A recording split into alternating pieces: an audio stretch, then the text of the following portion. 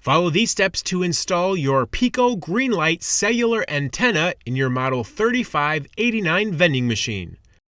Before you start the process, make sure that your machine is powered off. Pop off the cover here, then unscrew and remove the nut from the bottom of the antenna.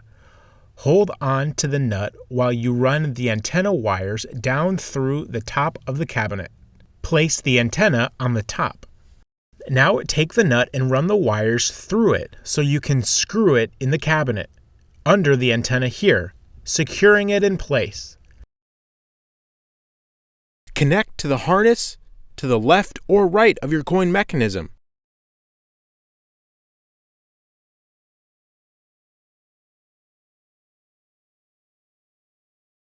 Now use zip ties to tidy up the harnesses so they do not disrupt the machine operation. Now turn your machine on to boot up your device.